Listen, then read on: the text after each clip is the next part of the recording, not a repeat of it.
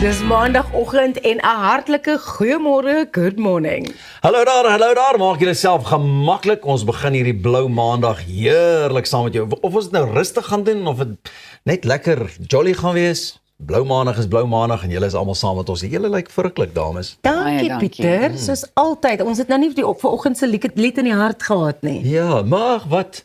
Alles is blou, blou maandag. Sien jy? Goeiemôre, good morning hier by ons. Daar maak dit sopas beter. Presies. Mons. Ja. Dankie. Ja, baie dankie. Ek klink bietjie anders vandag. Ek dink dis eintlik wat hy probeer sê het, maar goed. Later meer daaroor, ek weet nie wat aangaan nie. In vandag se program, ons gesels oor die byna 2000 leerdlinge in Gauteng se skole wat nog nie geplaas is nie. Kyk na die toenemende gebruik van glikose monitors en waarom die bekostigbaarheid en die veiligheid daarvan so 'n groot rol speel. Ons gesels ook met Beyond Barriers Foundation oor hoe hulle sport meer inklusief maak vir atlete met fisiese gestremthede. Ons kuier saam met die Sip en Skinderspan van Pretoria FM. En Rudo Schwim sluit by ons aan met sy nuwe enkelsnit Hemel in my hande. Ja, Baie om na uit te sien. ja, Baie, 'n lekker baie. maandag hier op goeiemôre, good morning. Ons is reg vir die dag, maar is julle twee reg vir die week? Ja wat, ek voel redelik uitgerus en uitgespaar. Ja, Januarie is amper klaar. So. Ek dink dis waarna ek die meeste Ja, nee, kyk. Friday en die einde van Januarie. Want Januarie is 'n maart lank. Ja, dit is so Regtig so. Maar ja, ons is reg. Luister dames, ek het net gou-gou by julle hoor. Ons het weer lekker sport en goeders gehad het. Ons gaan later daaroor gesels. Maar hoe ver sal julle gaan om julle lojaliteit teenoor jou span? Jy weet, te bewys en te beklemtoon en te sê, luister, ek is 'n ware Blue Bull ondersteuner of Blue Bull ondersteuner of Nee, ek is 'n groot Liverpool ondersteuner van the English Premier League, so I will talk about the team and I will share the scores because they haven't been doing too well lately. But that's pretty much as far as I'll go. I mean, ek sal ook net hou by 'n try. okay. Dit is 'n ver strek. Ja. Jy Ja. weet nie eers noodwendig 'n keppie nie. Maar 'n try. try is netjies. op die dag wat nou 'n groot wedstryd of so is. Ja. Okay, wel, as jy gedink het jy is 'n groot sportaanhanger, wag tot jy van Mauricio dos Anjos hoor. Die 33-jarige Brasiliaan het sy liefde vir die Flamengo sokkerspan na 'n nuwe vlak geneem. Hy het sy span se trui lewensgroot op sy lyf laat tatoeëer. Ja, nie 'n klein kenteken of naam nie, maar die volledige Flamengo trui. Die tatoeëermerk strek vanaf sy middel tot by sy nek, voor en agter, insluitend sy skouers en arms. Dit is 'n presiese weergawe van die span se 2015 trui, net sonder natuurlik die borgers se logos. Die projek het meer as 'n jaar geneem wat op 32 sessies en meer as 90 ure se werk neerkom. Dos Anjos is al van kleins af 'n Flamengo ondersteuner en het lankal geweet hy wil eendag iets besonders doen om dit te wys. Sy vrou was aanvanklik geskok en bekommerd oor wat mense sou sê, maar uiteindelik het sy hom ondersteun. Sy kinders sê hulle is nou so gewoond daaraan dat dit vir hulle heel normaal is. Die pynlikste deel as jy vir hom vra, volgens Mauricio was dit die ruggraat. En die reaksie? Oorwegend positief. Hy het selfs al sy helde ontmoet, onder andere die Brasiliaanse sokkerlegende Zico, wat glo aan die tatoeëermerk geraak het, net om seker te maak, dis nie verf nie. Hy gaan nou ook die kort broek en sokkies laat tatoeëer. Dink julle so? Ek weet nie. Kom ons vra maar. Hoe lyk dit? Is jy lus daarvoor? Maar Mauricio, baie dankie. Jy het dit nou na 'n ander vlak toe gevat. Sal jy so iets doen? Absoluut nie. Nee, ek ook nie. Dis 'n bietjie ver gesog. Ja, nee, ek kan nie dink hoe seer dit moes wees nie. En buitendien, jy weet hy lyk vir my baie goed. Jy weet, asof daai trui perfek sit. Maar nou gaan hy dit moet volhou, Ja. soos wat hy ouer word. Yeah, exactly. Also, the other thing is the expense that goes into it. That's the hours and hours of tattooing and how much that costs. Like, I can't think nie. Tattoos are expensive, and I don't think people realize. I mean, he's got a whole, it's basically like a full body t-shirt tattooed on his body. Nee, dit is vir my crazy. Maar mense is interessant. Ek meen, julle het nou al in Suid-Afrika ook gesien hoe mense hulle spanne sal ondersteun en goeders. Party gaan regtig kwai ver. So met die hele kamer vol memorabilia en allerlei sulke goed of fla wat hang voor. Ja. Ek dink ten minste vir hom lifetime kaartjies gee. Ja, ek sou ook na so al die iets gedoen. games. Ja. Ooit, ever. Want ja, he's definitely proven that he is a huge fan of this team. Absoluut. Hy sal 'n ereplekkie kry, sy soenkaartjie daar links of regs van die tonnel dat almal kan weet hy's daar. Die mascot vir die span. Ons gaan nou aanbeweeg na my storie toe. Wat is julle gunsteling tydverdryf of gunsteling ding om te doen saam met Pelle? Brian Levi. Brian Levi? Oulike antwoord. Ja, ek dink net om lekker te kan kuier. Ek hou nogal van kwaliteit tyd. Ja. So ek wil net hê 'n mens moet werklik kan gesels, jy weet, oor allerlei dinge. En joune Ras? I like going for dinner. I love dinner at like a lovely restaurant and just catching up to bosses. Ja. Maar of course en En dan ook nie 'n te groot groep nie, nee. Ja, Net so nee, lekker. nee. Dalk 'n koppel saam met julle. Ja. Anders raak dit besig. Ek het vir julle 'n lekker storie. The latest trend taking over TikTok, Instagram and exhausted group chats everywhere is called Admin Night. The Admin Night is where friends get together, not to party, but to tackle all those adult tasks that we usually avoid. Things like paying bills, answering emails, cancelling subscriptions, booking doctor's appointments, and sorting out finances. Now picture this. Comfy clothes, snacks on the table, laptops open, no loud music, no pressure, and no money spent. Just friends sitting together, quietly getting their lives in order. Now, this also has a psychological effect that explains why admin nights can be such a success. It's called body doubling, which is a productivity technique where you work on a task in the presence of another person to stay motivated, focused, and accountable without them directly helping you. Now, what feels overwhelming on your own suddenly feels manageable when everyone is tackling their to-do lists together. Instead of spending money and energy on a night out, you leave feeling lighter, more organized, and still socially fulfilled. Admin Night proves that socializing doesn't always have to be loud or expensive. Sometimes it's just about showing up, opening your laptop, and getting through life's admin together. Now, in the end, Admin Night turns responsibility into connection. Thoughts? Kan jy imagine ek nooi 'n ou vir 'n admin night? Hoor die ouens, wat bring ons saam vir die braai? Jou rekenaar, jou notaboekie, En jou bril. en jou bril. Ek hou daarvan. Ek dink dit is vir my oulik. Ek is een van daai mense wat nie gaande is oor admin nie. Ja. En ek stel dit gewoonlik uit tot jy weet op die dag wat ek nou nie meer kan nie. Ja. Maar om te weet almal fokus nou daarop. Ek weet ook nie, kan 'n mens se aandag dalk ook aftrek. I think this is a great idea. I'm a very big procrastinator when it comes to admin. Like either I'm 100% full steam Yeah. in it, Yeah. or I just put it aside and act like it doesn't exist.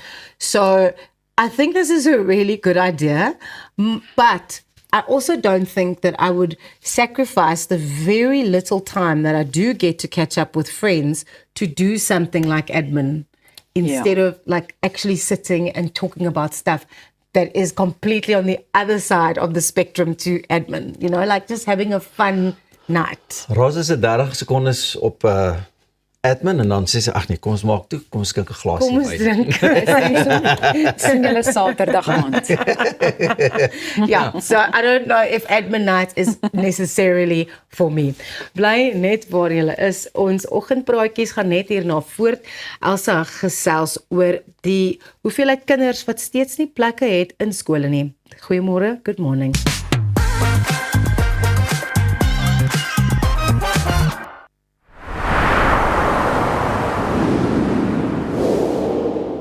We celebrate great achievements by extraordinary South Africans so that we can inspire our youth and then we want to empower them to reach their full potential. We are here to celebrate history. He who has a big enough why can bear with any help. They will leave behind a legacy. We will never stop creating hope for our future generation.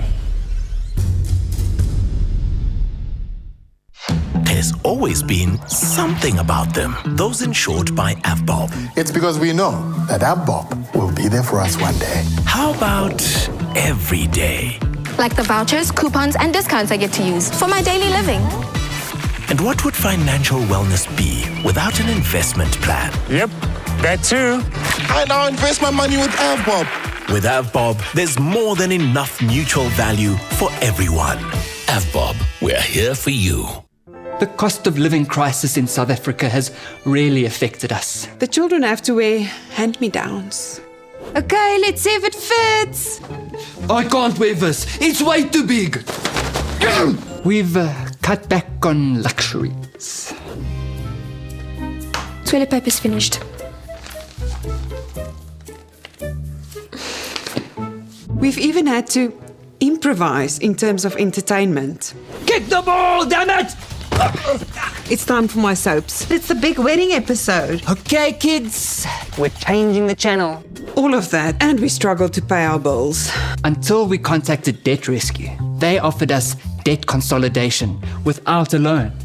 We have 1 monthly payment, and now we pay only what we can afford. Now things can get back to normal. The wedding, it's off. Debt Rescue. Pay what you can afford. What if your time could change lives? Not someday, not somewhere else, right here, right now. Adapt, improve.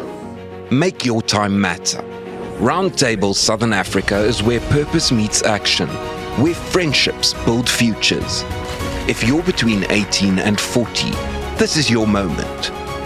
Join the movement. Be the change. En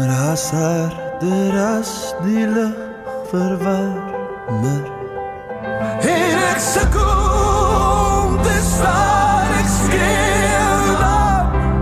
Bitter man.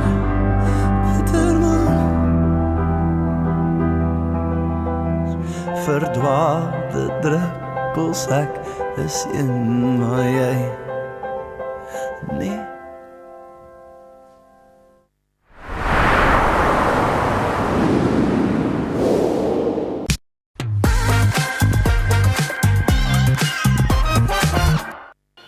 Welkom terug.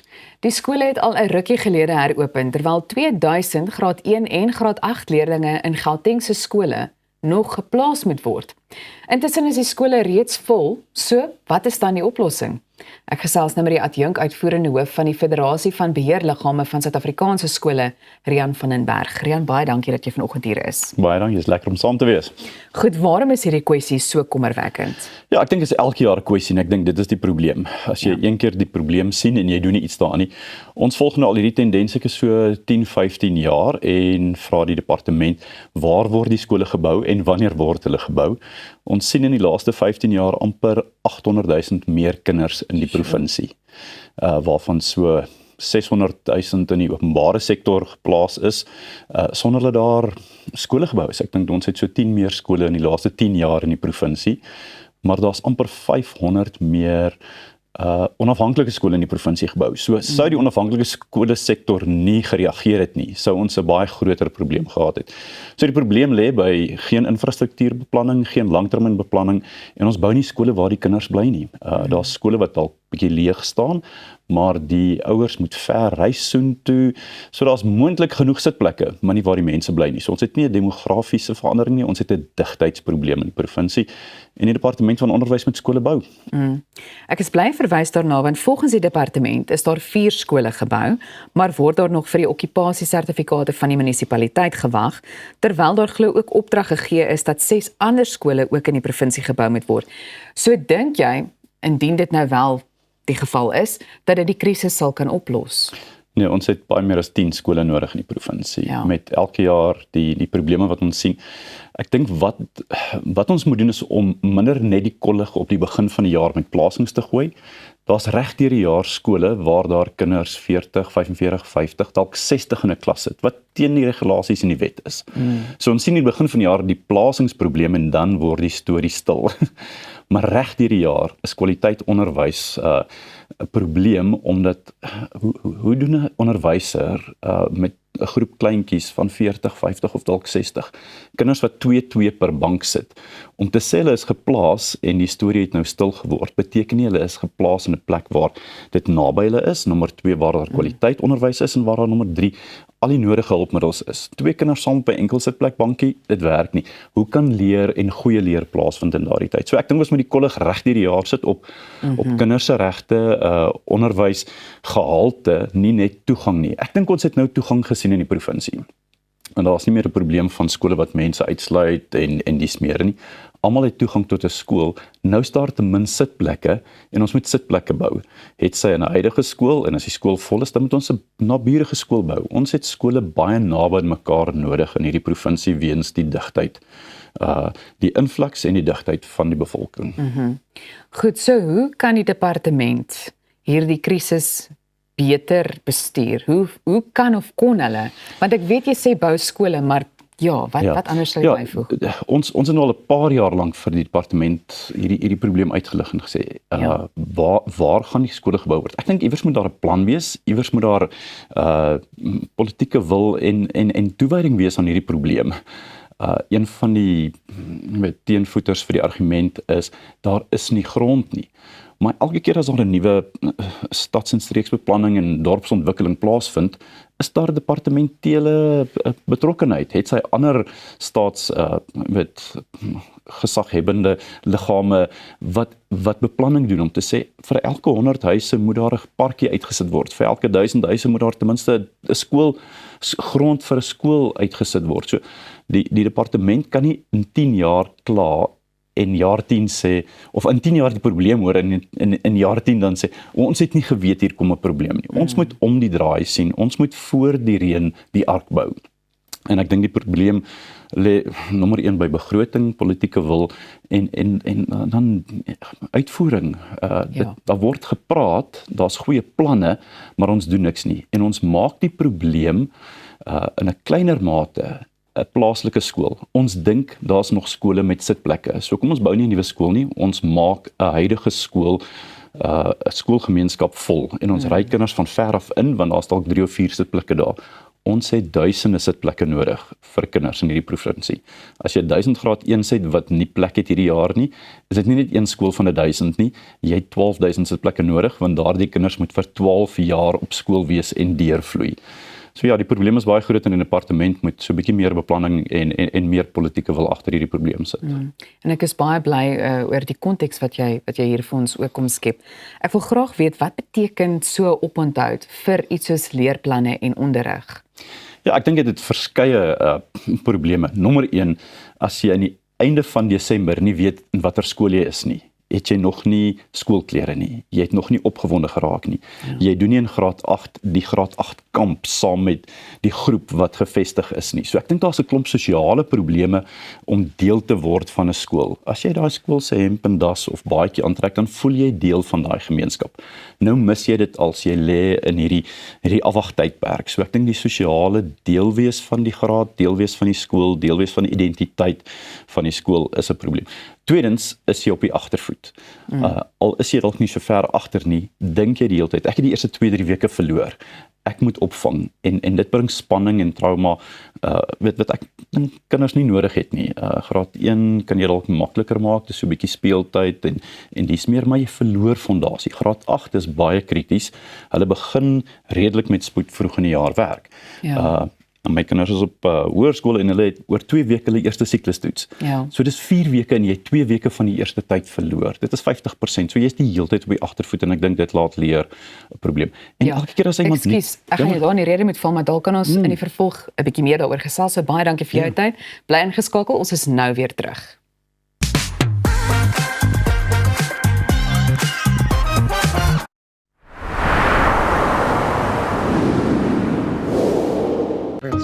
My pleasure. I'll see you soon. Thanks, Go on. Okay, cool. Come on, we have to go. Sleep is meant to rejuvenate the mind, to help recover and repair the body. Comfort Solution mattresses are designed for comfort and support, allowing for restorative sleep. Did you find it? Where did you get a new bunny? Shh. Comfort Solutions by Bed King. Restore, rejuvenate, repeat. Op pad deur Suid-Afrika, Sleep Over Motels is reg waar jy ons nodig het. Van Johannesburg tot Limpopo en selfs langs die Mpumalanga internasionale lughawe. Ons bied bekostigbare gerieflike kamers met gratis Wi-Fi, veilige parkering en alles wat jy nodig het vir 'n sorgvrye oornagstop. Slaap rustig en reis slim. Sleep Over, jou tuiste langs die pad.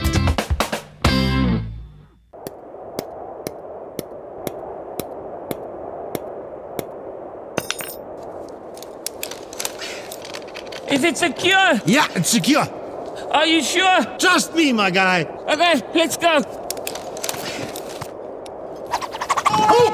Don't let your investment slip through your fingers.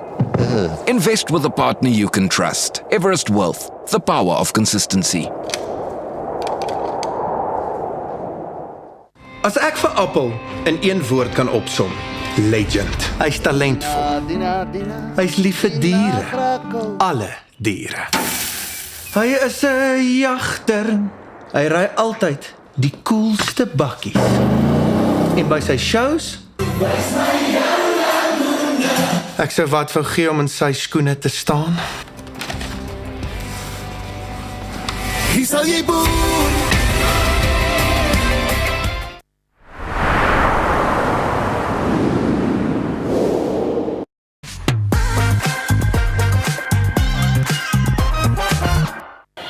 You're watching Goeiemorgen, good morning.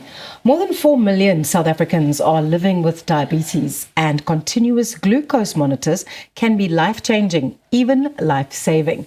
But as demand for these devices grows, concerns around affordability, accuracy and safety standards are increasing. Diabetes advocacy groups are now calling on health authorities and medical schemes to ensure that these monitors are both accessible and reliable.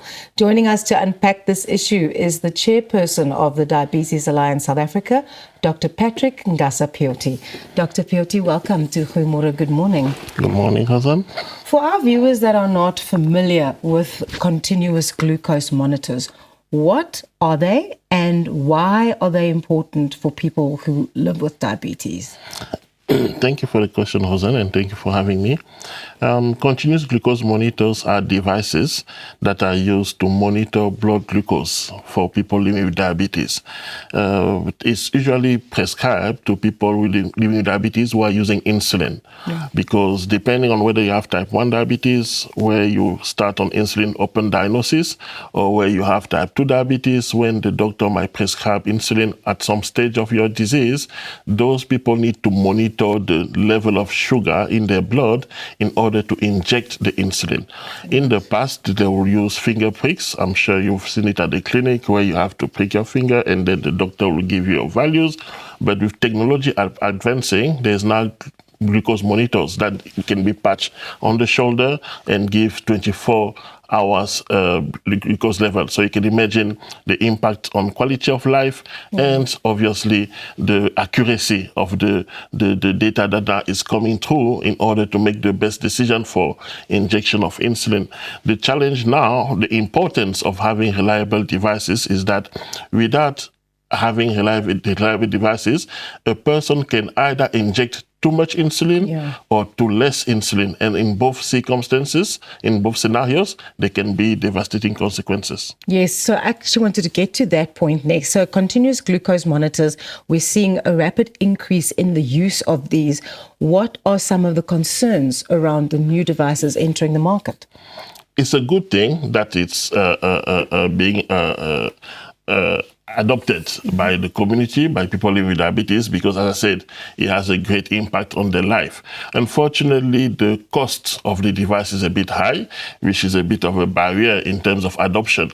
That give an opportunity for some companies to offer less expensive devices, but unfortunately, as we sometimes find out, being cheap doesn't mean being a good product. So therefore, some of those devices that are coming through to the market doesn't give accurate values because they haven't been tested appropriately, and because in the whole ecosystem, there are no guidelines or regulations that are governing what a good continuous glucose monitor should be. So from what I'm hearing, affordability and accessibility should go hand in hand. What are the barriers to getting those two to actually speak to each other in terms of the product that is available on the market? Probably because it's a new technology, and obviously you can imagine the investments that have been put to develop the devices. It's quite high, and they are still developing. So because of that, obviously the companies wants to get return on their investment, and that put the price of the device quite high. In South Africa, for example, those who are able to benefit from glucose monitors are either private patients from medical aids or those who can afford it out of their pocket. You can imagine that is a very little fraction of our society. So if you want to ensure that we don't have a country where people with diabetes are segregated because of their resources in terms of those who can benefit from glucose monitor and therefore might have better quality of life and better control, and those who cannot benefit from the devices and unfortunately might not have good control. So therefore it's important that we ensure that affordability goes hand in hand with accessibility, but not at the expense of accuracy of the devices. Yes, I actually wanted to get to that, where several organizations have now implemented the evidence-based accuracy checklist. What is this when it comes to the CGMs? So in the absence, thank you for the question, Rosen. In the absence of regulations from the powers that be, the community has decided to take the lead with organizations like FINDS, SA Diabetes Advocacy, Diabetes Alliance, Sweet Life, and others. The thing is, how about we empower the individuals? How about we empower the person with diabetes? We empower the healthcare providers in terms of having information that allows them to make good decisions when it comes to purchasing a glucose monitor. Therefore, there is a simple checklist. We talked earlier about the fact that some of the devices coming through are not tested. So, and although this testing doesn't always happen, there is some claims that the provider, the manufacturer might make. For example, in terms of having gone through a certain study, whether the study had a certain number of participants, and based on the result of that study, obviously they make promises based on the quality of their product. So what the checklist is doing is really to helping the person living diabetes in terms of when you are confronted with some claims from a company about a certain study, what are the key questions that you can ask yourself in order to understand whether you can rely on the device or not. For example, yes, there is a study, but how many participants were in the study? Is it 10? Is it 200? Is it 500? You can imagine that 10 and 500 is not the same at all. Was the study tested only in people with diabetes, or was the device tested on people actually not living with diabetes? Was it only type 1s? Was it only type 2s? All those questions need to inform the decision that eventually one has to make when purchasing a device. Dr. Pioti, we've got about a minute left, and I just want to talk about the petition that was handed to the Department of Health, where people living with diabetes under the age of 18 are actually going to be provided with their own CGM, and that the government should be responsible for that. How far are we with getting that put into legislation, just to end off? Yes, indeed. That was really a great move from the diabetes advocacy community, because as I indicated earlier, most people are left out when it comes to CGMs. So the government is obviously the organization, the entity looking after the health of the people. Therefore, this petition was handed over last year at the 25 Diabetes Summit. We are happy to see that the government has really welcomed the petition at the Department of Health. Thank you so much, Dr. Pioti. Thank you.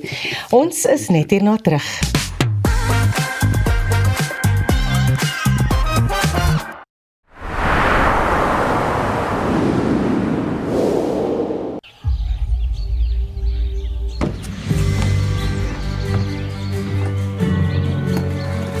Investing in anything worthwhile takes dedication. It takes patience. It takes discipline. And it takes time. At Everest Wealth, we understand that there are things you would rather spend your time doing. Everest Wealth. While you do life, we take care of business. At ProCare, we bring compassionate care right to your home. With tailor-made care packages ranging from 8, 12, 24 hours to full live-in services, we ensure that your comfort, dignity and well-being are always our priority. Whether you need short-term assistance or round-the-clock support, trust ProCare for reliable professional care that fits your individual needs perfectly. ProCare, where care feels like home. When was the last time you looked at your plants and said, thank you? Thank you. You keep me chilled out in the heat. Thanks, plants. Make me appreciate the earth under my feet. Thanks, plants. You bring some joy and life into my home. And you're more affordable than expensive art, but just as beautiful against my wall. Thanks, plants. You're a reason to say, hey, thank you, plants. And add some vitamins to my plate. Thanks, plants. You're a get out of jail free card when I had one too many at the bar. Thank you, plants. And on top of everything, you even clean my air. So thank you, plants, for always being there. We as Stark Airs and Plantland say, thanks, plants.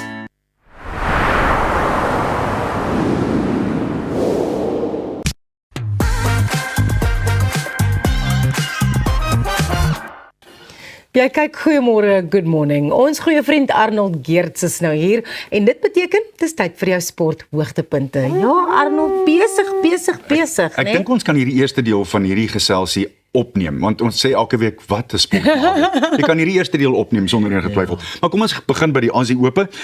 Nuus van vroeër vanoggend van Melbourne af is dat die verdedigende vrouekampioen Madison Keys is so 'n uur gelede uit die Aussie Ope. Jessica Pegula het haar in skoonstelle 6-3 en 6-4 geklop. Novak Djokovic het gister die Aussie Ope kwartuit rondgehaal sonder om eers 'n bal te slaan. Nadat sy laaste 16 teenstander Jakob Mensik onttrek het. Hier is egter die groot een. Carlos Alcaraz het sy poging om die eerste Aussie Ope titel te verower met 'n houe meesterklas om die kwartfinale te haal deurgebring deur die Amerikaner Tommy Paul uit te skakel. Die 6-malige Grand Slam kampioen het met 7-6, 6-4 en 7-5 gewen om sy beste loopie in Melbourne te ewenaar en het nog nie 'n stel verloor nie. Verlede jaar se naaswenner Alexander Zverev het op koers gebly in sy poging om daai eerste Grand Slam titel te wen deur Francisco Cerundolo 6-2, 6-4 en 6-4 te klop en Arina Sabalenka het deurgestorm, maar Coco Gauff was gedwing om hard op Melbourne Park te veg, waar die temperature uiteindelik gister bietjie gedaal het na Vrydag en Saterdag. Ja, ek het gesien, dit was baie warm daar. Ja. Een of twee van die spelers het selfs bloeineus gehad van die hitte. En ek dink dit is bitter hard om so te speel. Ja. Maar ten minste sien ek daarom, dis nie soos in die ou dae nie, want hulle toe die polemiek verander het van toe hulle nou van die tradisionele wit hempies so goed wil werk doen, om bietjie kleur in te bring. Ek sien die man het ook met die help my sterk lyk hempie gespeel. Ek het dit gehelp het nie. As sy neus nie gebloed het, ten minste goeie tan ook saam met die wenwerk. Die enigste plek waar jy glad nie kleur mag dra nie, is by Wimbledon. Ja, of course. Dan die SA20. Die Sunrisers Eastern Cape het die derde SA20 titel in 4 jaar gewen met 'n verstommende oorwinning van 6 paadjies oor die Pieter Slanie Lesnar oor die Pretoria Capitals op Nieuweland in Kaapstad. 'n onerwonne 5de paadjie vennootskap. Hoe is hierdie twee oue net so te loops van 114 lopies van 67 afleweringe tussen Matthew Breedske en Tristan Stubbs wat albei 50-talle geslaan het Dewald Brewe se 101 die enigste ordentlike beurt vir die Capitals met respek wat slegs 158 aangeteken het oortref. Marco Jansen was weer eens briljant met die bal met 3 paadjies vir net 10 lopies. So dit was die naaste van die 4 eindstryde tot dusver en hierdie twee houe was bloot net asemrowend toe dit regtig saak gemaak het. En as jy dink hulle moes op 'n stadium 22 kry van die tweede laaste beurt af om hierdie ding deur te haak. En die wonderlike ding vir my is, beste van alles, weer eens 2 van ons jong ontluikende sterre het ons nou hier in die eindstryd, in die hele seisoen tot dusver sien deurkom op 'n veel meer, die Engelse woord is mooi, mature vlak. They both matured as batsmen. I just think for the people in the crowds, the spectators, the SA20 is so much fun. But I think for the cricketers as well, I think they just get to go. And they go for it and they try and get the shots that they wouldn't normally play for their club or for their province. They just go and they have fun. Have a go. Ja. Maar ek dink een of twee ouens wat nie van gehad het nie was die van die bowlers wat die Capitals toe nou hier op die einde moes insit en Ja. Maar jy weet Pieter, die interessante ding is en ons weet dit, iemand gaan 'n finaal wen. Ja. Iemand gaan 'n finaal verloor. Jy moet verstaan dis 'n 50-50 deal. You raise a very interesting point, Roz. You know what I said yesterday with several of the Capital batsmen who were walking out and then QDK standing behind the wickets and they stand and chat to each other. 5-7 years ago, you would never have seen that because these guys play together in the national team, they play together in this team over here in India, and they play here together. So they've become mates. And even though they're competing as hard as possible and they go at it as hard as they possibly can, they're still mates. Yeah. And I think if you think back to Sandpapergate with the Aussies and how that was, it was almost perverse in its competing, where things went completely haywire. Now you see the same with the Ashes, and I mentioned it with the Ashes, where the English and the Aussies are talking to each other on the field. They play as hard as they can. You don't give an inch, you don't take an inch.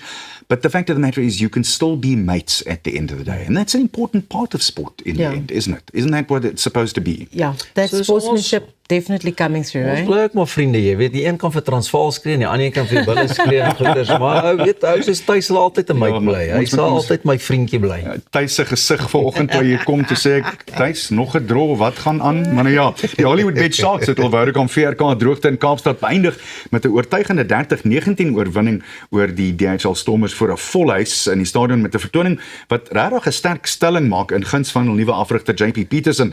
Tot en met hierdie wedstryd was daar 'n debat oor of die Sharks se oorwinning oor Saracens en Clermont Auvergne in die Investec Kampioenebeker en die Vodacom Bulle werklik die lang verwagte ommekeer vir die lang lydende Sharks ondersteuners verteenwoordig het. Intussen het die Bulle nog 'n Lazarus terugkeer deurgekom toe hulle 'n agterstand van 17-5 omgekeer het om Edinburgh met 19-17 in die Skotse hoofstad te klop. En die resultaat is die manne in blou se eerste oorwinning in Edinburgh, maar dit was gespanne en sanitair dan aan laastens arme Thys vir die tweede week agtereen. Volgens was die Leeu's in 'n gelykop uitslag betrokke, 'n 24 elk gelykop uitslag teen die Aspreys in hul 9de ronde na 'n 20 elk telling in Perpignan.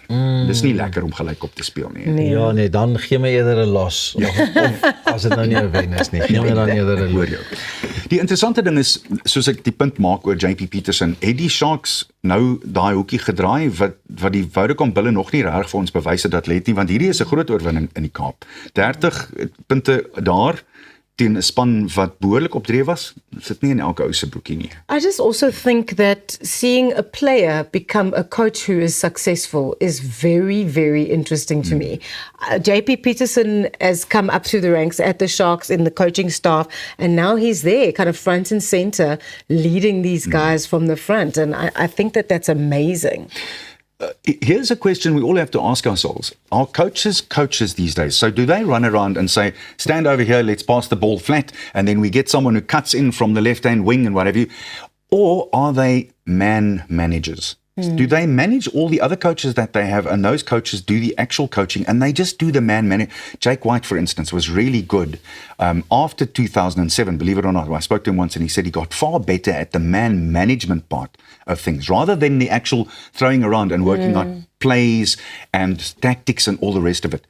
So Alex Ferguson was brilliant with man management, and that may be far more important these days than actually doing the technical stuff when it comes to what's happening on the field. Yeah, and I think also having been a player, it's so great to have that insight to what it's actually like to go out every week in front of thousands of people and play your best, and sometimes it doesn't necessarily go in your favor. Kan ek net vra dat Rassie dit vir ons kan kom verduidelik? Rassie kom sien ons asseblief. Vertel vir ons. Rassie. Baie dankie Arnold, altyd lekker om na die sport te kyk wat oor die naweek gebeur het. Dis al waarvoor ons tyd is, maar bly net waar jy is. Thys is net hierna terug met die finansies.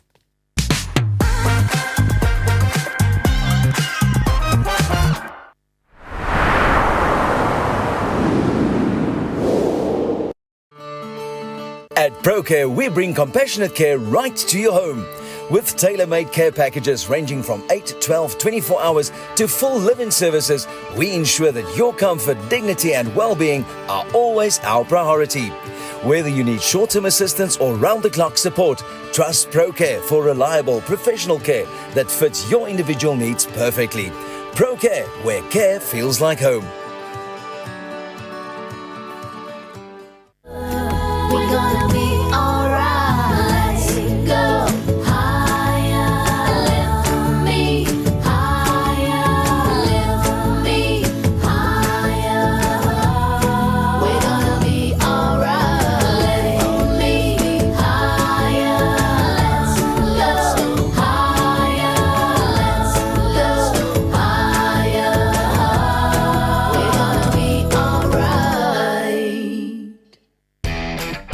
So the missus told me to get my ducks in a row and start doing some work around the house. So I'm here at my local paint trade. Hey Tiny, how's the kids? I'm a busy man. Luckily, they have everything I need under one roof. I wasn't born yesterday. I know quality. That's why I choose their ProMac range. It's a quality paint because their paint spreads further.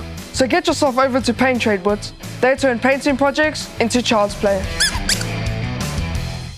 It's really sad if you know you can help an animal, but people just cannot afford to get the treatment or the surgery. No one cares more about animal well-being than DotSure. And when you buy pet insurance online from DotSure, you help support the AACL vets. It makes me and everybody at the Animal Anti-Cruelty League feel like big-hearted veterinarians. For wholehearted pet insurance, go to dotsure.co.za.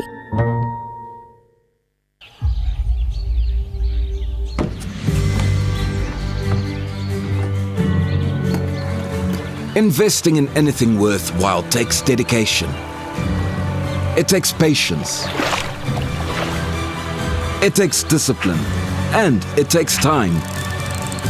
At Everest Wealth, we understand that there are things you would rather spend your time doing. Everest Wealth. While you do life, we take care of business.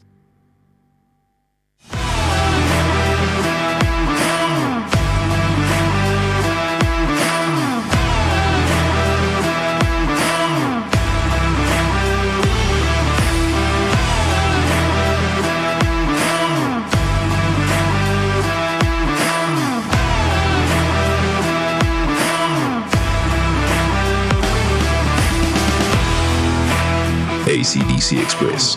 Everything electrical.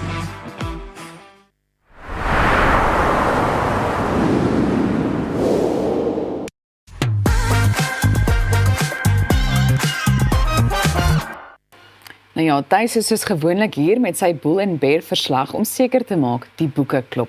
So Thys, ons gaan nou kyk na die syfers, maar baie dankie dat jy vanoggend weer hier by ons aansluit. Ag Elsa, dit is my so wat 'n voorreg elke maandag hier op julle te wees en gesels 'n bietjie oor finansies en natuurlik goeie goeders, slegte goeders, maar ja, dis wat ons doen. En jy help ons altyd om dit so mooi beter te verstaan. Ja. Nedbank het aangekondig dat hulle 'n meerderheidsbelang in NCBA Group in Kenia verkry. Waarom is hierdie transaksie so belangrik? As ek dink, nommer 1 is dit altyd baie goeie nuus, jy weet, veral as een van ons groot finansiële instansies byvoorbeeld uitbreiding doen in Afrika self en natuurlik bietjie net die eerste wêreldlande uit sulke transaksies uithaal. En ek dink ja, dis 'n positiewe approach ook vir Suid-Afrika, jy weet, oor die algemeen. En dit sou vir my nogal great wees om te sien dat ons basies weet alles finansiële instansies byvoorbeeld in die hele Afrika kan kry en dan op baie maniere basies weet ook daai gedeelte te kan aankry, jy weet, in ons eie ekonomie as dit kom by uitbreidingskapitaal byvoorbeeld soos private beleggings, institusionele beleggings, bankbeleggings wat byvoorbeeld dan nou in Afrika opskuif na ontwikkeling toe en dat dit byvoorbeeld nie noodwendig uit eerste wêreldlande uitkom nie. En ek dink ja, daai is 'n baie positiewe skuif vir my van Nedbank af en ek is nogal ons 'n bietjie dop hou en kyk wat gebeur. Absoluut. Goed, die rand het ook hierdie week met mening versterk. Waardeur word dit hoofsaaklik aangedryf? Kyk, die groot ding vir die rand is en ons het al 'n paar keer daaroor gesels, is maar kommoditeitsgedryf. So en weer eens as byvoorbeeld gaan kyk na Amerikaanse sentimente wat daar buite is, geopolitiese impak wat daar buite is. So Amerika basies weet doen homself 'n baie groot guns op hierdie huidige stadium. Jy weet in die prosesse waarmee hulle besig is soos nou weer met Groenland en natuurlik jy weet as ons gaan kyk oor die algemeen oor die laaste jaar en 'n half, maar weer eens daar's 'n groter plan dink ek in aksie as 'n mens gaan kyk wat hulle monetêre beleid is rondom ekonomiese hervorming binne in Amerika wat hulle natuurlik wil afdwing wêreldwyd. So as 'n mens byvoorbeeld dan nou gaan kyk na 'n rand scenario en jouself daardeur wil verheug om te dink Suid-Afrika se ekonomie is op die regte pad of as ons besig om die ligte uit te skiet wat dit ook al sal wees, is dit nie eintlik die regte realiteit wat daar so sin speel nie, want as ons mooi gaan kyk weer eens as gevolg van sekere faktore is ons rand sterker. So as daai faktore nie 'n rol gespeel het en jy het 'n baie kom ons sê sentimente tipe van 'n ekonomie gedrewe daar buite geopolitiese was 100% reg gewees, dan het jy nie hierdie tipe van aksies gesien binne in ons effektebeurs en baie keer na ons rand toe nie. So is amper soos daai ding van jy speel teen amper die beste span op papier, maar hulle presteer nie noodwendig, jy weet, soos wat hulle veronderstel is om te speel nie. En dit is eintlik daai ding wat daai scenario wat nou aangaan. So ons is amper nie die beste span nie, ons is eintlik die swakste span, maar kom ons sien teen die beste span en hulle basies weet speel nie hulle game vir die dag nie en daai beste en daai swakste span kry dalk hy wen. Ek dink dit is interessant om so daarna te kyk. Die Reservebank sê Suid-Afrika is op pad na 'n 3% inflasie teiken in 2026. Waarom is dit so belangrik? Ek dink inflasie is vir elke liewe verbruiker daar belangrik, hier buite in Suid-Afrika en selfs wêreldwyd. Inflasie vir my en jou is basies baie belangrik want ons kry jaarlikse salarisverhoging hopelik. Maar as ons byvoorbeeld daarna gaan kyk, jy weet, dit moet trant hou en dit moet byhou, jy weet, met koopkrag. So dis tipies daai ding van, jy weet, ons oupas en ons oumas en selfs ons nou al, jy weet, tot 'n groot mate as jy nou kinders het, jy kan nou nie daai gesprekke met jou katte nie. Maar as ek byvoorbeeld my kinders selfs nou gesels en ek gee dalk my ouderdom hier weg en ek sê byvoorbeeld vir hulle, ons het back in the day, ons het R1 gehad wat so groot was, jy weet, en as jy R2 noot gehad en 'n R5 noot, dan was jy die koning van die skool gewees. So met ander woorde, want jy kon soveel met dit kon gekoop het, en dis die voorbeeld wat ons maar weer eens gebruik. Wil vandag, wat koop jy met R1? Wat koop jy met 'n R5? So dit is maar net daai ding van inflasie. Maar weer eens is dit nie 'n Suid-Afrikaanse ding nie, dis 'n wêreldtendens. Is dit natuurlik om inflasie onder beheer te gaan hou.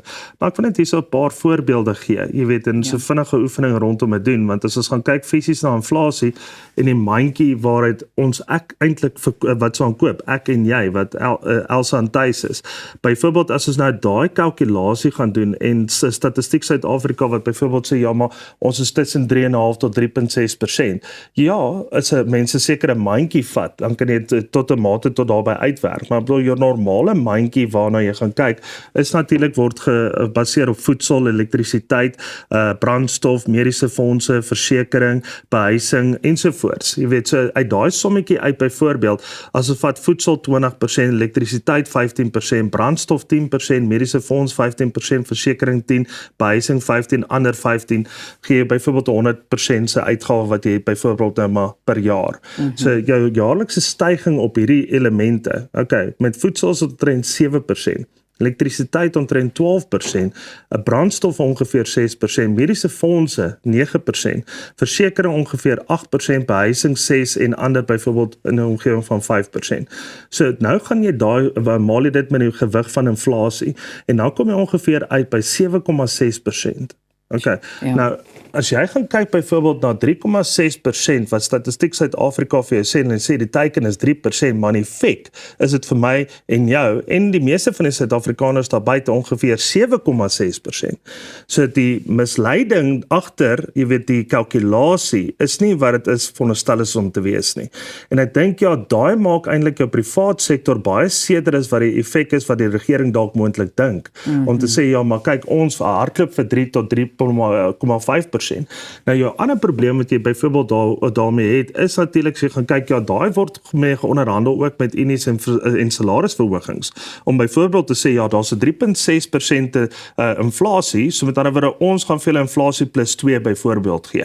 Dan dink hulle nie 'n great deal. Jy weet, maar as jy mooi gaan kyk na die statistiek, eintlik nie great deal nie.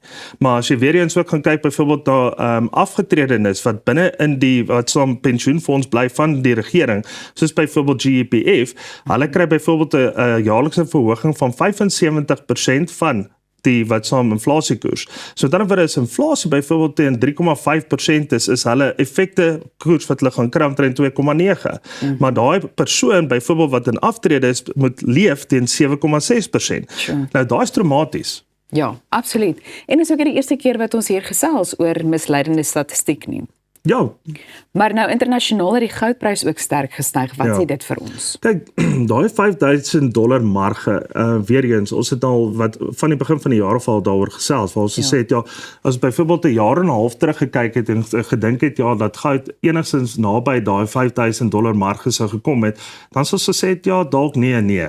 net eenvoudig nee, daar's 'n manier nie. Ja. En ons is nou eintlik nog eers deur die eerste kwartaal van die jaar nie en ons is klaar bo daai $5,000 marge.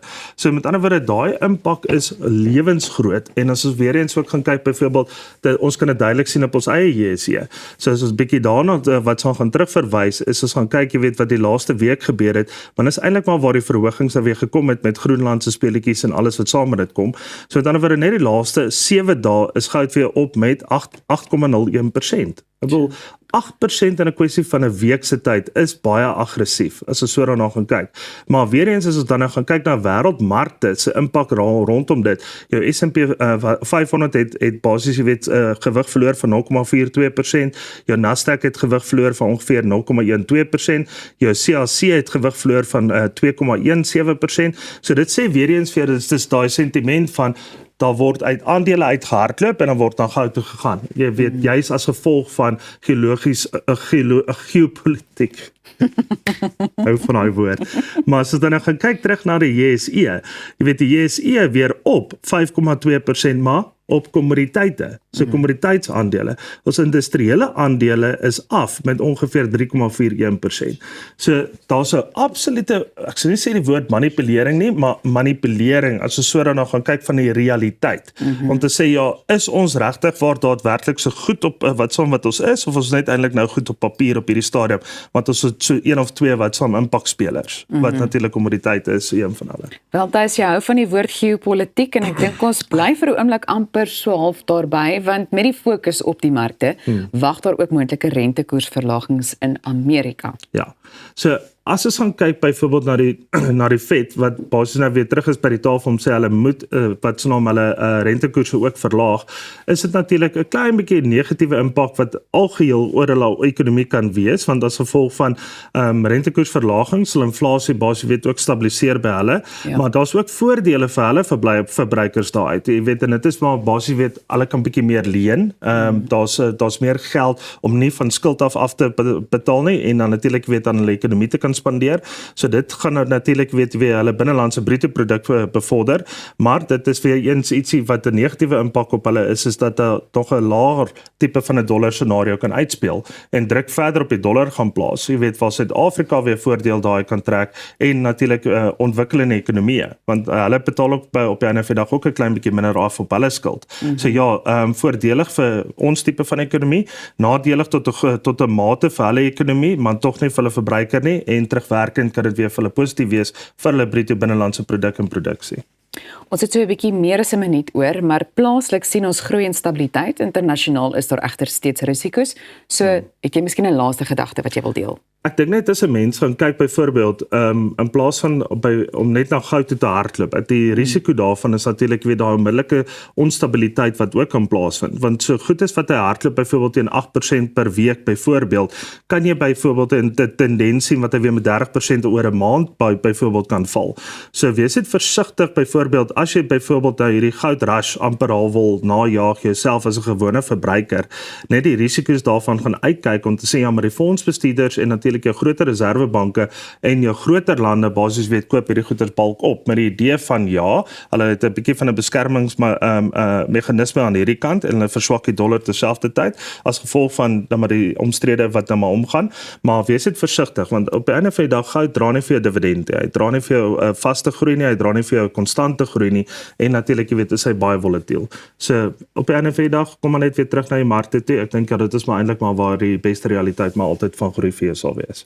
Thys, soos altyd sê ek vir jou, ons waardeer die insig wat jy vanoggend kom deel het. Ek het gehoop ons nog 'n bietjie meer tyd, jy weet dat ek so 'n bietjie tyd kon steel om so 'n bietjie meer oor Davos te gesels, maar dalk 'n volgende week. Baie dankie. Nou ja, ons fokus net na die breek op 'n organisasie wat atlete met fisiese gestremthede ondersteun. So bly ingeskakel hier by Goeiemôre Good Morning. Ons is nou weer terug en ek hoop jy drink al 'n koppie koffie.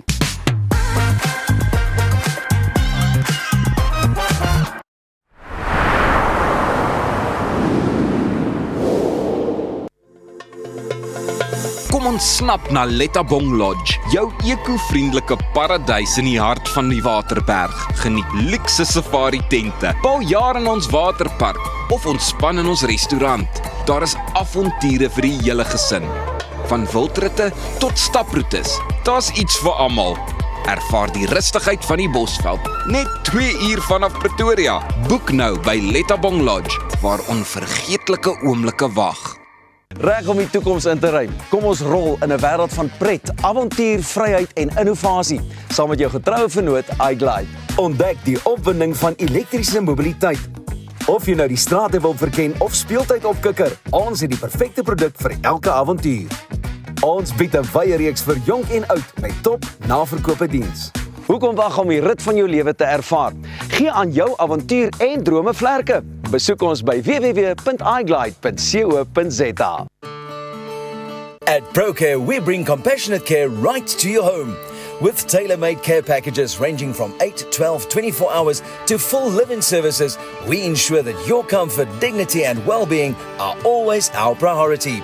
Whether you need short-term assistance or round-the-clock support, trust ProCare for reliable, professional care that fits your individual needs perfectly. ProCare, where care feels like home. We're gonna be alright. Go higher, lift me higher, lift me higher. We're gonna be alright. Lift me higher, let's go higher, let's go higher. We're gonna be alright. So the missus told me to get my ducks in a row and start doing some work around the house. So I'm here at my local paint trade. Hey Tiny, how's the kids? I'm a busy man. Luckily, they have everything I need under one roof. I wasn't born yesterday. I know quality. That's why I choose their ProMac range. It's a quality paint because their paint spreads further. So get yourself over to Paint Trade Boots. They turn painting projects into child's play. It's really sad if you know you can help an animal, but people just cannot afford to get the treatment or the surgery. No one cares more about animal well-being than DotSure. And when you buy pet insurance online from DotSure, you help support the AACL vets. It makes me and everybody at the Animal Anti-Cruelty League feel like big-hearted veterinarians. For wholehearted pet insurance, go to dotsure.co.za.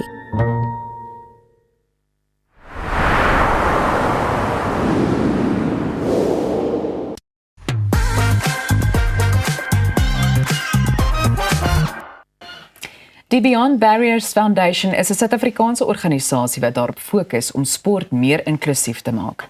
Hulle werk daaraan om aan atlete met fisiese gestremthede die ondersteuning, geleenthede en erkenning te gee wat hulle nodig het om aktief aan wedlope en sportbyeenkomste deel te neem. Ek gesels nou met een van die stigters van Beyond Barriers Foundation, Frans Hendrik Badenhorst, en dan ook Danu Swart en die atleet Lariska Steyn, wat eerstehands kan vertel hoe die organisasie atlete ondersteun om die onmoontlike moontlik te maak. Baie welkom aan al 3 van julle. Dankie, baie dankie. Goed. Frans Hendrik, ek wil sommer met jou begin en vra, wat is die Beyond Barriers Foundation en hoekom was dit so belangrik vir julle om hierdie organisasie te stig? So die Beyond Barriers Foundation is 'n organisasie wat agtergekom het daar's 'n groot gaping in Suid-Afrika. Groot gaping om geleenthede te skep vir mense soos Danu en Lariska. En alles het begin met 'n droom om net 'n Ironman te doen. Dis vir my en Danu altans. 'n Marathon aan te pak om die gevoel te gee om hierdie tipe van goed klaar te maak. En toe Danu eendag vir my gesê, weet jy wat Frans, daar is net nie 'n iets waarvoor om op te staan in die oggende nie. Ek sien nie uit om uit te gaan en deel te neem aan goed nie, want daar is nie 'n gemeenskap waarna ek kan behoort nie. En toe het ons besluit om Beyond Barriers Foundation te skep, om regtig waar lig op die saak te sit dat differently abled atlete regtig waar nie 'n plek het in Suid-Afrika nie. En ons wil vir mense sê, weet jy wat, jy kan die Here in jou storie wees. Raak deel van die foundation, raak deel van ons kompetisies en die goed wat ons aanpak, en ons gaan jou ondersteun, finansiëel, emosioneel, geestelik. Beyond Barriers Foundation is daar om vir differently abled atlete te sê, julle is awesome. En ek hou altyd so baie daarvan wanneer mense eerder verwys na differently abled. Ek dink dit is vir my so mooi positiewe benadering. Nou, Danu en Lariska, ek wil graag vir julle vra, wat sou julle sê is die grootste uitdagings vir atlete met fisiese gestremthede om aan sport deel te neem? Danu, kom ons begin by jou. Wel, ek dink eerstens dit speel 'n groot rol hoe mense jou sien. So mense is klaar daai stigma in hulle kop dat jy differently abled is, maar jy kan nie doen wat jy wil doen nie. So hulle klaar 'n ander perspektief van jou. So in plaas van dit, ek dink weet ons werk hard vir dit en ek dink hoe anders ek lyk, ek hou aan en ek dink die moeilike ding is vir my spesifiek, omdat ek jare het, maak dit 'n groot verskil. Jy moet kan nie dinge doen wat normaal kom nie. Kan nie gou 'n yskas oopmaak of so nie. So ek dink dis iets wat vir my persoonlik baie moeilik is. So ek moet deel met wat ek kan. En ek weet nie, wat dink jy?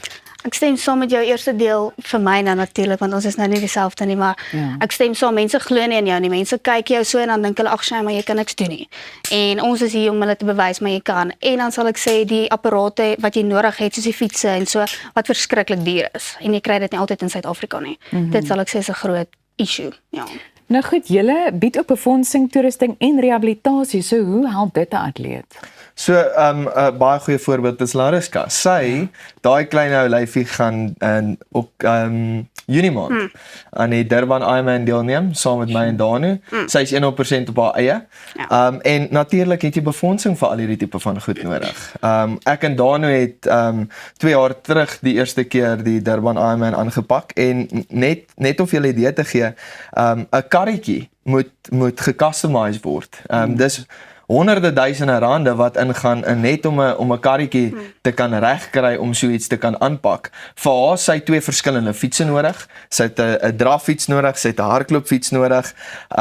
En dan natuurlik die coaching, die nutrition agter om atlete te kry om natuurlik hierdie tipe van goed te doen. Kos 'n magdom geld. Akkommodasie, vervoer. Mens sou dink dat Danu nie ekstra gaan hoef te betaal vir om sy rolstoel rond te vlieg of te ry of wat ook al die geval nou maar is nie, maar ongelukkig is dit nie so nie. So dit maak dit moeilik en op die einde van die dag vir al hierdie ekstra uitgawes, mediese onkostes, net 'n mediese plan vir 'n Danu en Lariska is buitensporig duur. So nou moet jy nog na al die ander kostes kyk en op 'n stadium moet iemand vra vir hulp. En dis waar ons is. Ons wil vir hulle sê, weet jy wat ook al jy wil aanpak, ons gaan jou finansiëel, sover as wat ons moontlik kan, gaan ons jou ondersteun.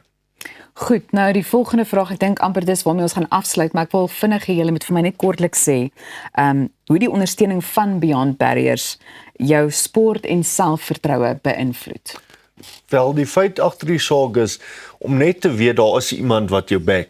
Maak nie saak wat jy sukkel mee nie, daar is iemand en ek ben is al amper asof Beyond Barriers vir my bene is, verstaan, want dit dryf my, vir my persoonlik, ek is Beyond Barriers, ek doen dit en ek wil mense inspireer, hoor jy, maak nie saak van hoe jy lyk, maak nie saak van hoe jy vir mense, jy lyk anders, maar jy kan doen wat jy wil, niks gaan vir jou keer, ek lyk so, maar so wat, ek smaal, ek gaan aan. Jy vat al my antwoorde, ek moet sê, ek stem weer eens, ek stem saam met hom, ek kan net sê, ek is verskriklik dankbaar dat hulle my raak sien vir wie ek is, en net my ondersteun, en te kan sê, luister, maar sy gaan dit doen, want daar is soveel mense weer eens, soos wat ek nou sê, wat nie in jou glo nie, en ek is net eerstens dankbaar dat hulle in my glo, en dan is ek so opgewonde om te kan sien wat ons kan wys en net vir die mense wys wat die Here in ons wil doen en wys daar buite. Ja, is inspirerend. Ons tyd is verby, maar net vinnig, waar kan ons meer inligting in die hande kry as die publiek dalk ook betrokke? Julle kan op ons webwerf gaan en dan natuurlik wil ek ook net die geleentheid gebruik maak om te sê die 10de April het ons by Hoërskool Waterkloof 'n fundraiser. Ons eerste groot fundraiser vir Beyond Barriers Foundation. Dis R100 per persoon, spanne van 4 tot 6 kan inskryf en dit gaan vir 4 ure wees. Vrydag die 10de April van 4 uur die middag tot 8 uur die aand. Asseblief skryf in, gaan na ons webwerf toe, gaan na ons sosiale media skakels toe en ons is baie opgewonde om julle daar te sien. Baie dankie vir julle tyd vanoggend. Nou ja, daar is 'n maklik toeganklike logistieke sentrum tussen Gauteng en die Durbanse hawe langs die vraghouer korridor. En ons gaan nou uitvind hoe presies die sentrum funksioneer en beplan om uit te brei.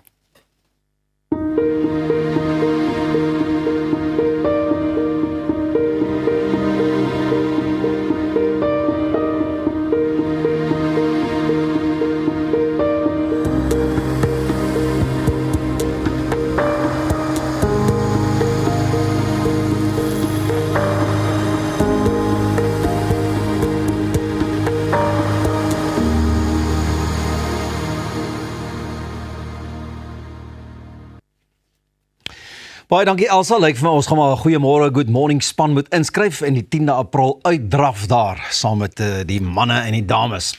The Escort Intermodal Freight Village in KwaZulu-Natal is the country's first fully operational intermodal freight village, combining road and rail in one location. I'm now joined by the Chief Financial Officer of the EIT Group, Manka Sebastian, to find out how the facility works, why it is important and what the expansion plans mean for the future. Manka, goeiemôre, good morning and welcome.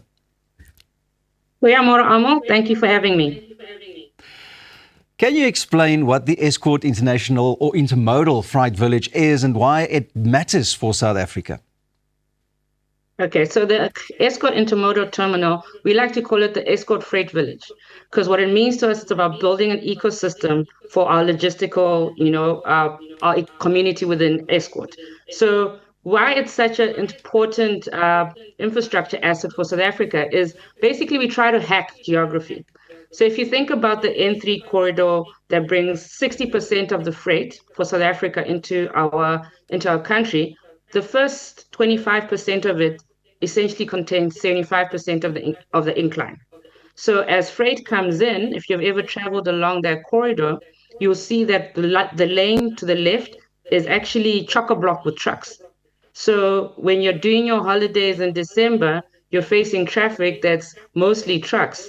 So how the Escort Intermodal Terminal and Freight Village helps is that we have rail directly from the Durban Container Terminal at sea level all the way to Escort, which allows us then to take off at minimum 1,200 20-foot containers from the road.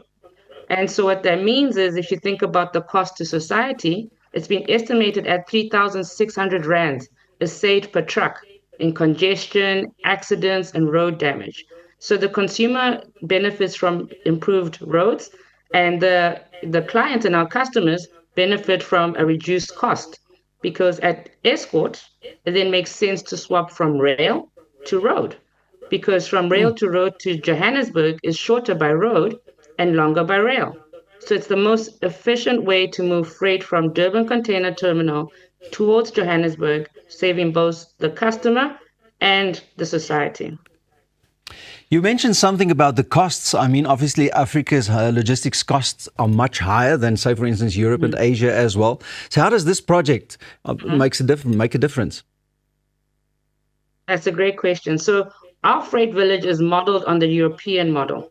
And then in Europe, they've managed to bring down their transport cost of imports down to 10%. In Africa, our transport cost of our imports is 45%. And you can imagine how that hits the consumer pocket. So from our freight village concept is able to actually reduce those costs by up to 50%. So if you think about that, what that would mean for the consumer in a country that's got, cost of living is high, but we're also, currently experiencing a lot of trade dynamics that are making it quite difficult for our cargo.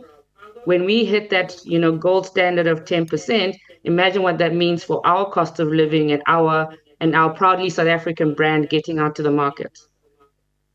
Wonderful. Now, obviously, I know this project will be expanding, and when we hook up again, it will be exciting to hear what has happened and how this has changed. Thank you so much for joining us this morning, Manka. Nou ja, as jy hou van so 'n bietjie skindernuus, dan moet jy ingeskakel bly. Nee, Elsa en Roos gaan nie saam skinder nie, maar hulle gaan net so lekker saam met ons luister en hoor, want net hierna is die tonge los, want vanaand is die tonge los. Of is dit vanoggend? Net hier op Goeiemôre, good morning. Moenie weggaan nie, 'n lekker koppie koffie en skinder. Hoe's daai?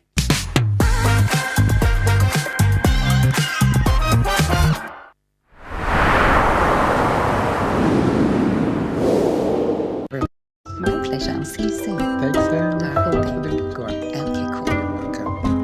Come on, we have to go. Sleep is meant to rejuvenate the mind, to help recover and repair the body.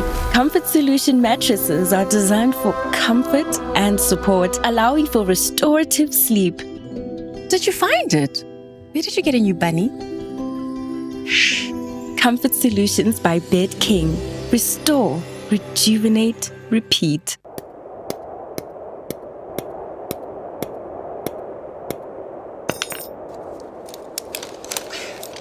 Is it secure? Yeah, it's secure. Are you sure? Trust me, my guy. Okay, let's go.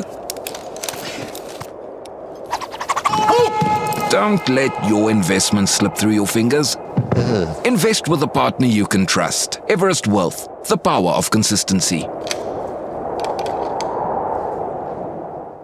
As ek vir Appel in een woord kan opsom, legend. Hy's talentvol.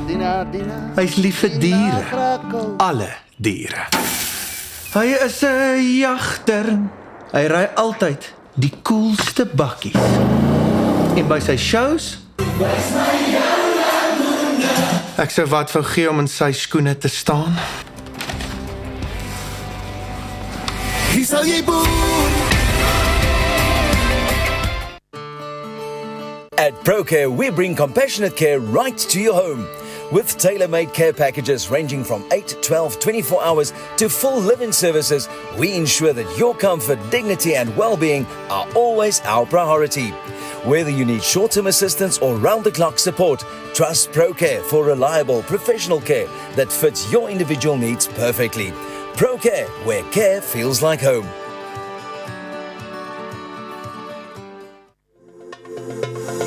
Kom ontsnap na Lettabong Lodge, jou eco-vriendelike paradys in die hart van die Waterberg. Geniet luukse safari tente, bou jaar in ons waterpark of ontspan in ons restaurant. Daar is avonture vir die hele gesin. Van wildritte tot staproetes, daar's iets vir almal. Ervaar die rustigheid van die Bosveld, net 2 uur vanaf Pretoria. Boek nou by Lettabong Lodge, waar onvergeetlike oomblikke wag. Reg om die toekoms in te ruim. Kom ons rol in 'n wêreld van pret, avontuur, vryheid en innovasie, saam met jou getroue vennoot iGlide. Ontdek die opwinding van elektriese mobiliteit. Of jy nou die strate wil verken of speeltyd opkikker, ons het die perfekte produk vir elke avontuur. Ons bied 'n wye reeks vir jonk en oud met top naverkope diens. Hoekom wag om die rit van jou lewe te ervaar? Gee aan jou avontuur en drome vlerke. Besoek ons by www.iglide.co.za.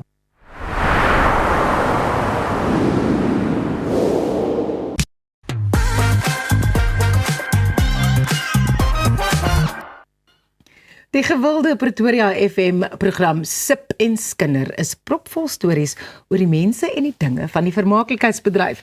Ek gesels nou met die gasvroue, Carla Burg en Lisa met die rooi hare, om uit te vind waaroor presies hulle alles so lekker skinder.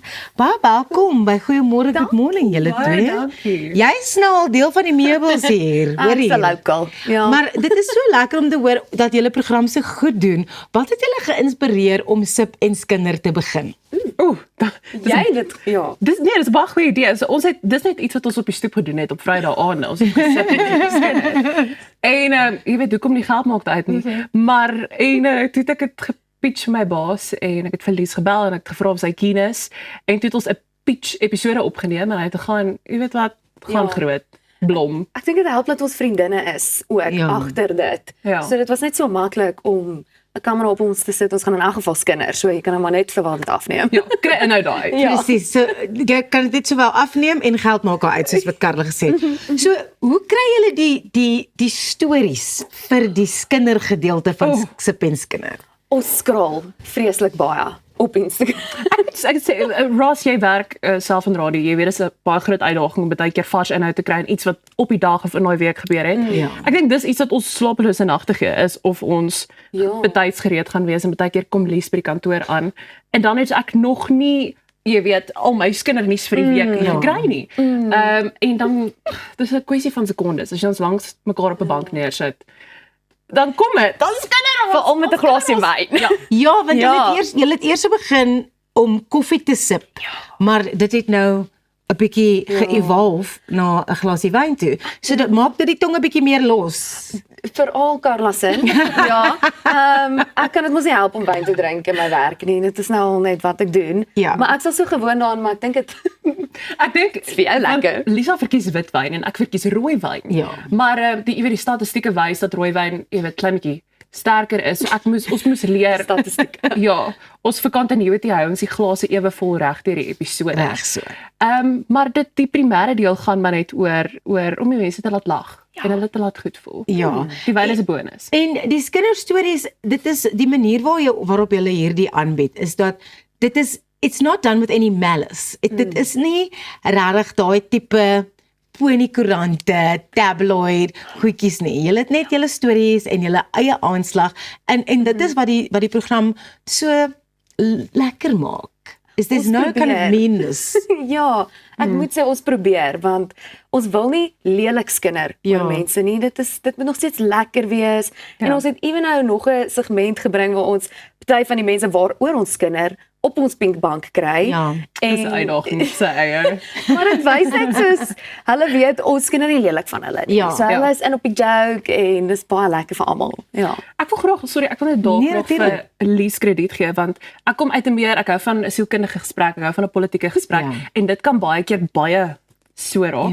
En ek moes by haar leer om net nie als hoe offensive te wees nie en jy kan op 'n mooi manier sê. Jy kan jou opinie gee, ja. Ek dink ook wat julle doen is 'n lekker, dit is amper soos 'n like an escapism for the people that listen and watch the show. It's just like dis net 'n bietjie lekkerte, verstaan? Ja, dit is wat ons wil hê. Ons wil net entertain en hê mense moet 'n goeie tyd hê.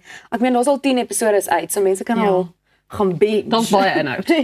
Yes. Sip en skinder. Dit is uit 10 episodes. Jy het jou eie pot gooi en jy het Lisa se show na die show. Waarop ek eintlik verlede week was, gaan kyk die episode, dit is op YouTube. Dit was baie lekker om met jou te sit en gesels. Maar hoe maak julle seker dat die inhoud wat julle vir Sip en Skinder wil gebruik, nie heeltemal oorvleuel met die goed wat julle op julle ander platforms ook moet doen nie? Dit is nogals moeilik. Ek dink ons wou al gaste opkry en dan sê ek, okay, maar gesels jy met hulle want ek wil weer op my show met hulle gesels en dan maar dit is En dit het nog nooit geclash nie, want ons soos ons sê, ons praat nou soos met jou Brendan Bybers en so waar ons skinder op die program en dan kry ons hom op. Waar met my radioprogram is dit maar meer dis politiek, dis kunstenaars nuwe vrystellings en so en Elise, jy delf diep in op show na die show. Ja, op show na die show raak dit lekker. Ons drink ook wyn, maar byvoorbeeld oor die op my ysboeties is nou oral in die nuus, so dit is nogal staf om vir my wat ook recaps doen oor die program dan nou weer te gaan praat oor dit op Sip en Skinder en dit elke keer in 'n ander manier te sê dat mense nie voel okay Lisa, is nou genoeg gehoor nie. Ja. Het julle 'n gunsteling onderwerp of 'n gunsteling gas wat julle al opgehaat het wat julle regtig kan uitsonder as okay, hierdie was nou 'n hoogtepunt en hierdie was vir ons verskriklik lekker om te doen? Kyk, ons het 'n baba in die ateljee gehad nou die dag. So, en sy was eintlik maar nie gehoor gewees. As jy dit nou so kan stel, gehoor is as ons een van ons kollegas vra om asseblief te kom insit. En net saam met ons te lag vir ons asseblief. Yes. En ek het iets gesê oor Taylor Swift en in die agterkant van my kop is ek van, is jy nie mense gaan nou nie van die hou nie. Toe huil die babatjie en toe Lisa van jy sien point proven. Ja. So dis klein goedjies soos dit wat my happy maak. Ja. Ek dink my beste deel, die gunsteling deel is die skindernuus, want dit is oor die bekendes en wat hulle alles aanvang. Ja. Hoe gaan julle reageer wanneer mense oor julle begin skinder? Because it's gonna happen, maar toe meer en meer famous jy word, ons nooi meer gaan mense oor julle skinder. Wel, dis okay. As hulle oor ons wil skinder, doen dit en post dit want ek wil hoor wat julle sê.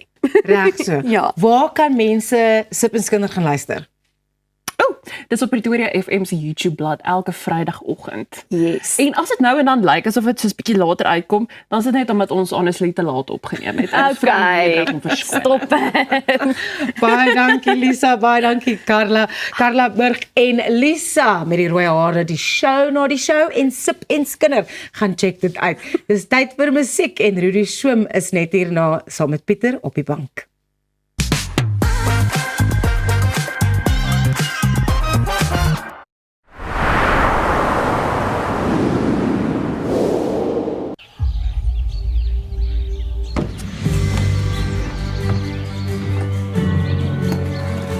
Investing in anything worthwhile takes dedication.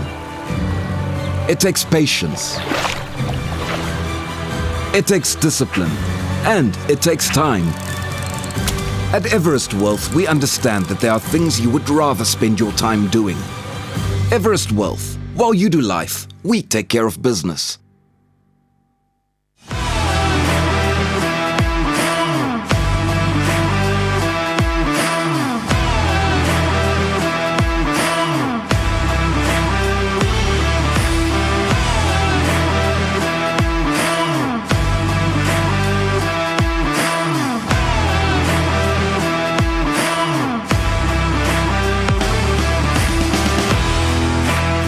DC-DC Express.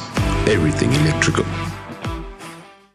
We celebrate great achievements by extraordinary South Africans so that we can inspire our youth, and then we want to empower them to reach their full potential. We are here to celebrate history.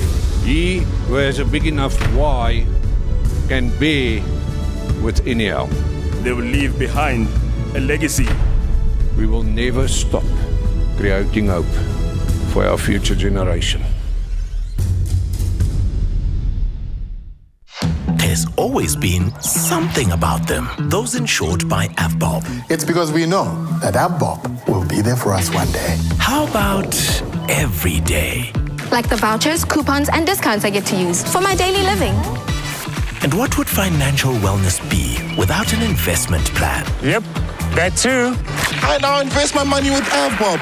With AVBOB, there's more than enough mutual value for everyone. AVBOB, we're here for you. The cost of living crisis in South Africa has really affected us. The children have to wear hand-me-downs. Okay, let's see if it fits. I can't wear this. It's way too big. We've cut back on luxuries. Toilet paper's finished. We've even had to improvise in terms of entertainment. Kick the ball, damn it! It's time for my soaps. It's the big wedding episode. Okay, kids, we're changing the channel. All of that, and we struggled to pay our bills. Until we contacted Debt Rescue. They offered us debt consolidation without a loan. We have one monthly payment, and now we pay only what we can afford. Now things can get back to normal. The wedding, it's off. Debt Rescue. Pay what you can afford.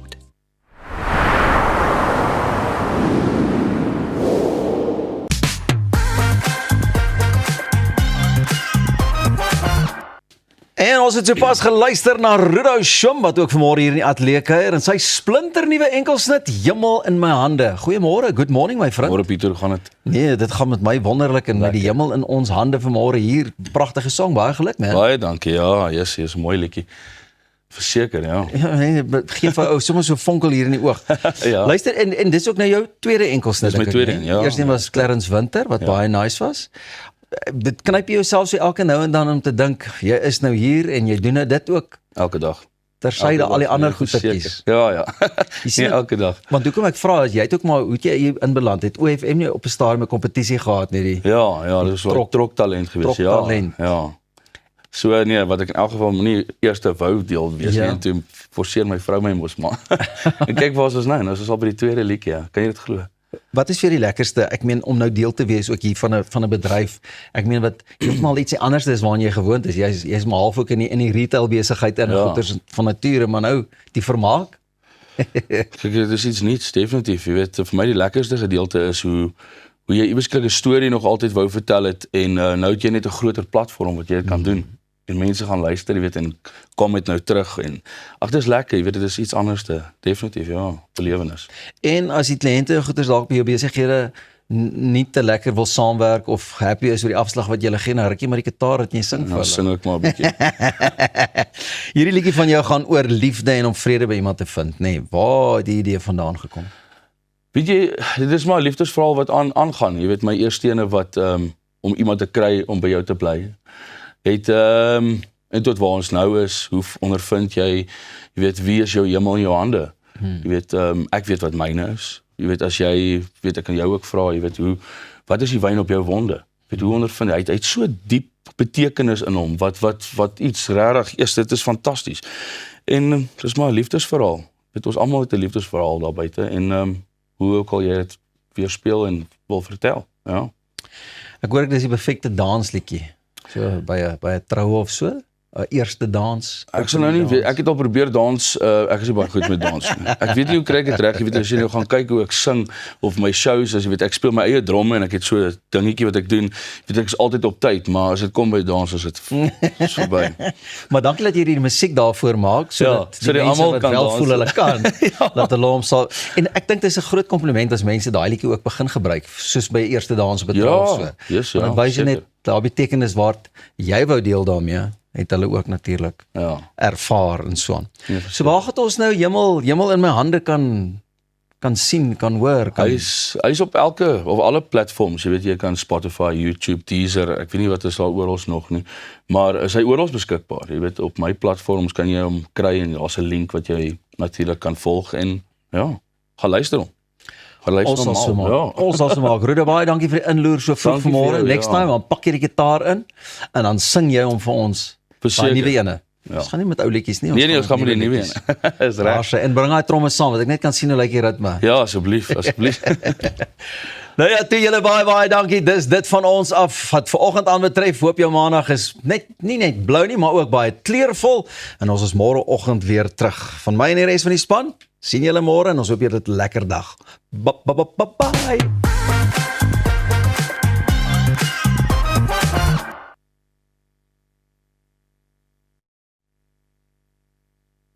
Perin rasar deras die lug verwarmer.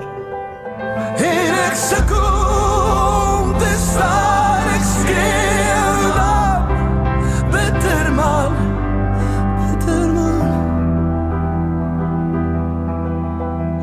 Verdwaalde druppels, ek is een, maar jy nee.